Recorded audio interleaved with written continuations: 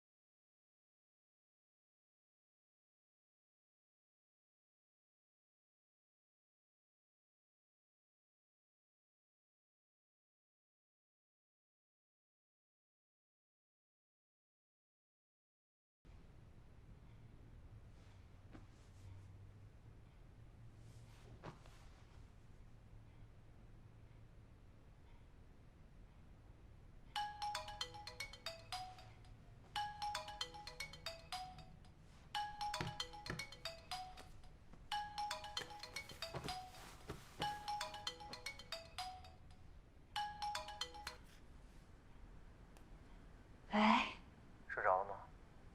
没呢，医生不是跟你说过不要熬夜的吗？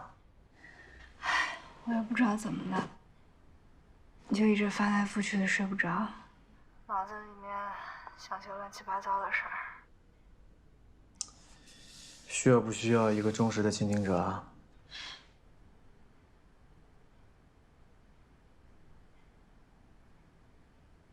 我今天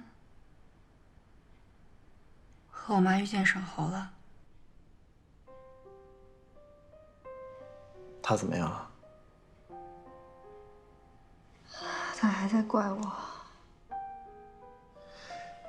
交给时间吧。哎，对了，你妈最近怎么样啊？我妈确实比以前好很多，情绪也稳定了，也没有再犯病。女儿的幸福啊，就是妈妈的解药。你妈还是最在意你的。是啊，其实想想我妈，她这一辈子真的挺坎坷的。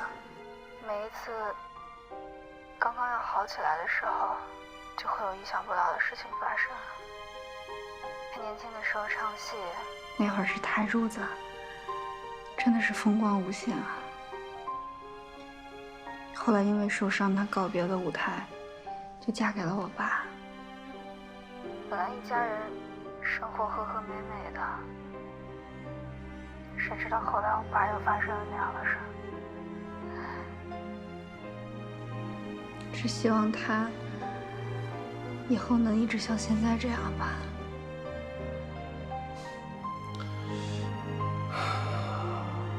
你只要幸福快乐，你妈妈也会幸福的。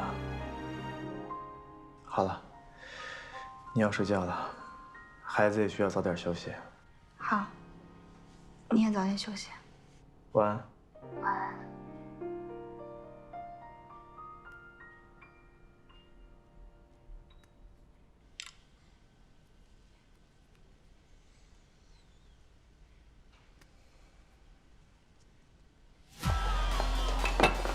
沈侯，这瓶酒我请你喝。替严小晨谢谢你。你刚才为什么说我蠢？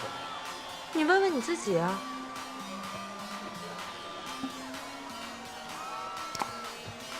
你抢我酒干嘛？我喝了就是我的。刚才都说了，是你媳妇儿请我喝的。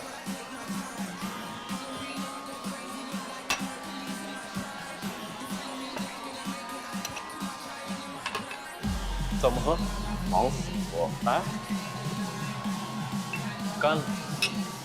有有。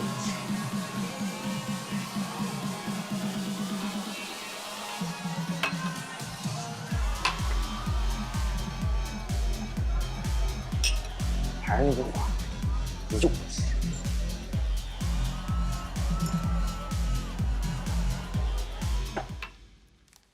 我们现在应该把重点目标放在早期教育投资上面。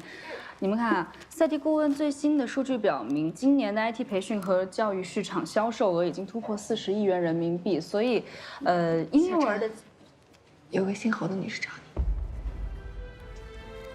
高校现在忙，没空。来，婴幼儿的教育已经是家长还有社会的重点关注点。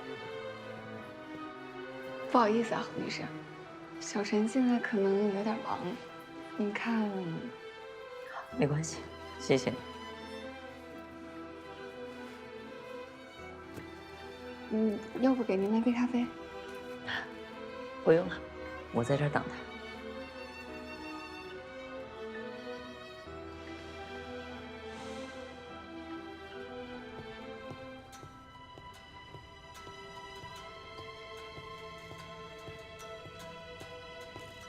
严小晨，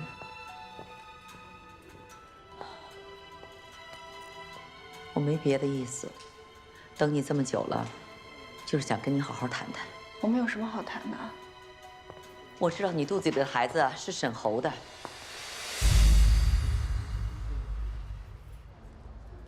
你是怎么知道的？沈侯知道吗？沈侯不知道。我也只是猜测，因为我相信，你不是那种脚踩两只船的人。一方面跟我儿子谈恋爱，私下里再跟另外一个男人来往。如果你真是那种人的话，我们两个也不会坐在这里。你早就答应我提出的丰厚的条件，对吗？我刚才只是试探性的问了一句，没想到这是真的。严小晨，我只想说，你能换一种活法吗？不要让自己活得这么痛苦，也不要让沈侯活得这么痛苦，更不要让你未出世的孩子活得这么痛苦。你知道吗？这孩子是沈家的，这一切就都不一样了。你说吧，怎么做你才能够原谅我们？我愿意付出一切，来祈求你的原谅。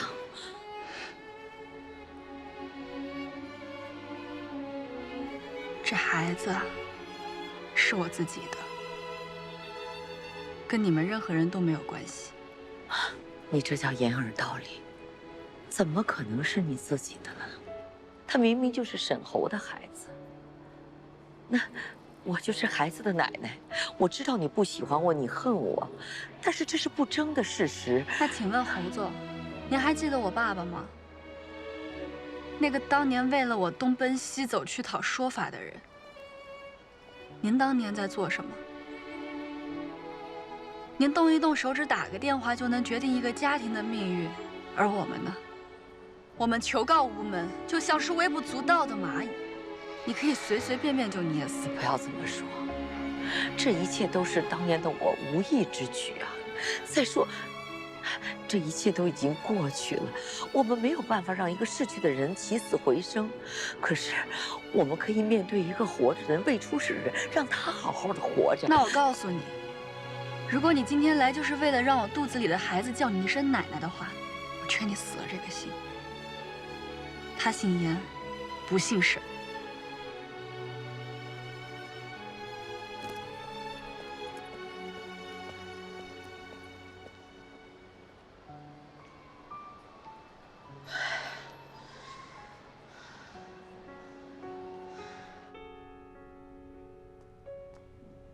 我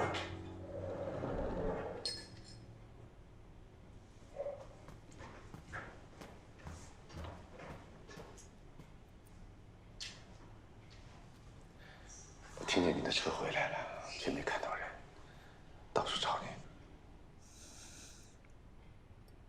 老沈啊，原以为我们自己造的孽，我们自己来偿还，一切都能回到正轨，该认的错，该低的头，我都做了。可我怎么也想不明白，为什么事情会变成这个样子？哎呀，你别喝了。严小晨跟我讲，他的孩子将来生出来之后，不姓沈，姓严，跟我们一点关系都没有。好了，你应该听医生的，啊，这段时间睡不好，就是心太重了。怎么可能跟咱们没关系呢？他是沈家的骨肉后代啊！哎呦，我这辈子啊，什么大风大浪没见过，再难的事情我都能想出个方法把它解决了。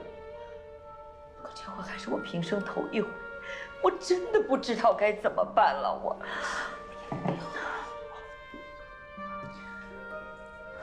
严小晨说，就当这个孩子不存在。如果我们真这么做的话，对那个未出世的孩子公平吗？啊，对我们的沈侯公平吗？我们相信程志远一定是个好人，将来孩子出生之后，他也许会视为己出的。可他毕竟是继父啊，那能跟生身父亲比吗？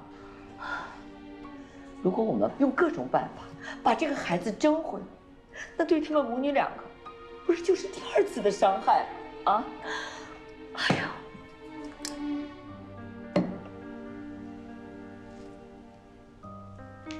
月珍，这个孩子可以跟我们没关系，但是不能跟沈侯没关系。你这话是什么意思啊？我们必须把所有的事情告诉沈侯，因为孩子是小陈和沈侯两个人的，不管怎么做，都应该由他们两个人一起决定。不行不行，没有想出万全之策之前，我们坚决不能够让孩子知道。哎，沈侯在整个事件当中他是无辜的，凭什么让他来承担这种痛苦啊？一切都是我的错，所有的事情我来担着。那严小晨呢？他做错了什么？小陈和沈侯是同龄，你不能光想着儿子痛苦，那他不痛苦啊？月珍，小陈真的很无辜，不能让他承受这一切。沈侯是男人，他应该长大了，我们不能再瞒他了。可你把事情告诉沈侯有意义吗？他能够做什么？除了跟我们一样的痛苦，他还能做什么？